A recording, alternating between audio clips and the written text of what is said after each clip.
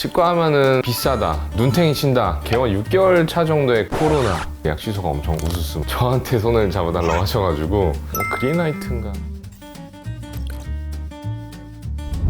TMI 안녕하세요.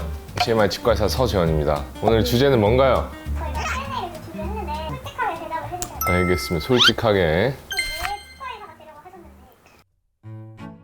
이거는 사실 많은 분들이 했던 질문이에요. 제가 이제 원래 의대에서 치대를 갔을 때도 너 왜 의대 다니지 치대 왔어 이렇게 얘기하셨던 분들이 되게 많거든요. 학창 시절에 이 턱관절 장애가 있었어요. TMD라고 해서 하품을 이렇게 하게 되면 딱딱 소리가 나기도 하고 턱이 잘 안 벌어지기도 하고 여기 이쪽 근육이 막 뭉치는 느낌이 있어요. 증상들이 학업을 하는데 너무 방해가 되더라고요. 그래서 치과들을 그때 막 다녔죠. 사실 제가 그때 느꼈던 부분은 모든 분들이 그런 건 아니지만 저라는 환자를 이해해서 진정한 치료를 해주기보다는 돈을 벌려고 하는 느낌이 사실 너무 강했었어요. 그래서 이제 사실 두 가지가 있었어요. 그 당시에는 우선은 치과의사가 돼서 TMD를 완벽하게 치료할 수 있는 방법을 만들어 보자, 이런 포부가 하나 있었고, 이 두 번째는 여기 환자의 마음을 이해하는 치과의사가 되어야겠구나. 두 가지가 제가 이제 치과의사가 된 포인트가 아닌가 싶어요.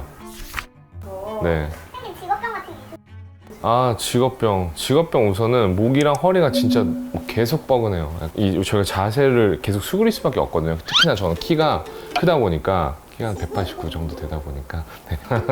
가장 흔한 직업병이 디스크거든요. 그래서 거북목이나 이런 증상들이 와서 최근에는 그래서 좀 운동을 하면서 필라테스도 배우고 있어요. 조금 이제 다른 직업병이면 제가 이제 좀 잔기침이 많은 편인데, 치과는 어쩔 수가 없이 분진들이나 약간 이런 에어로졸들이 좀 이렇게 날아다닐 수밖에 없어요. 아무리 공기청정을 완벽하게 한다고 해도. 그러다 보니까 약간 잔기침이 조금 많아졌는데, 최근에는 이제 타이트하게 KF94 마스크를 쓰다 보니까 오히려 지금은 좀 괜찮아진 것 같아요. 그냥 저절로 보게 되는 것 같아요. 치아 상태를 딱 살짝 1초만 봐도 치아의 색상, 치아의 배열 이런 것들이 한 번에 짜자작 보이게 되면서 이성을 볼 때 아무래도 좀 가지런한 치열과 색상이 좀 밝아야 좀 좋은 것 같긴 한데 약간 조심스러운 약간 발언이라서 충치나 입냄새가 없는 것도 매우 중요한 것 같고요. 기억에 남는 환자분 같은 경우에는 보통 치과 치료가 많이 무섭잖아요. 무서운 분들은 아무래도 이제 손에 뭘 좀 쥐고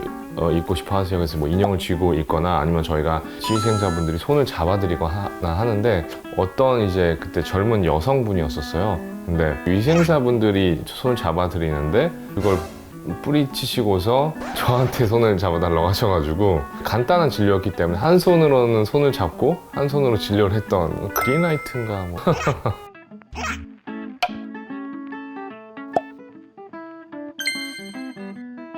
아파서 손을 들려고 하는 게 여러 가지 이유가 있는 것 같아요. 마취가 잘 됐는지 확인을 하기 위해서 왼손을 들라고 하는 경우들이 있어요. 대부분이 사실 그런 경우들인데, 왼손을 듦에도 불구하고 이제 계속 진료를 하는 거는 치료가 거의 끝난 상태인데 이제 아프다고 하시면은 마취를 더 하게 되면은 그 마취 때문에 통증이 더 있을 수 있기 때문에 최대한 빨리 진료를 끝내기 위해서 그럴 경우에 저는 왼손을 들어도 진료를 하는 것 같고, 저는 보통 왼손 들면은 멈추는 것 같아요.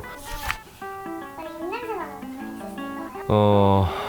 어쩔 수 없이 정말 상황이 안 좋으셔서 이 냄새 나는 분들이 있죠. 저도 사람인지라 입으로 숨을 쉬죠. 한번 이렇게 딱 느끼게 되면은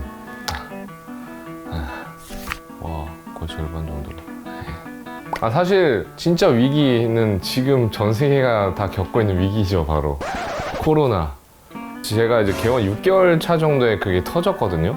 고난이도의 개원을 한 것 같아요. 그러니까 보통 원래 6개월에 딱 이제 병원이 자리 잡고서 올라가는 구간이거든요. 근데 그때 딱 터지니까 치과 자체가 비말에 대해서 가장 취약할 수 있는 또 과목이잖아요. 환자분들이 코로나 때문에 병원에 좀 잘 안 오게 되는 일들이 있거든요. 뉴스 기사에 어떻게 나왔을 때에 따라서 달랐었어요. 델타 뭐 변이가 생겼다, 뭐 오미크론이 생겼다, 뭐 여론 자체가 좀 더 이 코로나로 인해서 더 집중이 될 경우에는 그때 진짜 다음날 약 취소가 엄청 우수수 많아요. 최대한 정말 최선을 다해가지고 그런 위기들을 극복하려고 많이 노력했던 게 살면서 어떻게 보면은 제 내적 성장할 수 있는 좋은 경험이 아니었나 싶어요.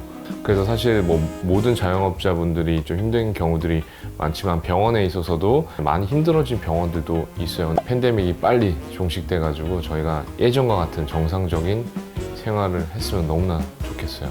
치료해주는 방법이나 이런 우선은 진짜 이제 뭐 의사, 치과 의사들 다 비롯해서 라뽀라는 건 되게 중요한 그 유대감이에요. 이 의사분한테 치료를 받으면 나을 수 있다라는 그런 믿음을 주는 신뢰 관계라고 볼 수가 있는 건데, 이 라뽀 형성에 있어서 환자분들의 여러 가지 상황들을 알려고 해요. 심리적인 부분을 하다 보니까 이분이 왜 치료를 하려고 하는지부터 파악을 해야 돼요. 결혼을 앞두고 있다던가 본인의 컴플렉스를 해결하고 한다던가, 제일 중요한 게 이 소통이거든요. 환자분들과 소통을 하고서 이 환자분들을 이해하고 환자분이 원하는 결과를 낼 수 있는 것이 이 라포 형성에 있는 매개체라고 생각을 하고, 그리고 저는 이제 환자 한 분 한 분을 최대한 기억하려고 해요. 약간 차트에 좀 메모를 간단히 해요. 이분이 이랬었지, 이런 거 원하셨지, 그런 간단한 키워드에 대한 메모를 남겨둔다.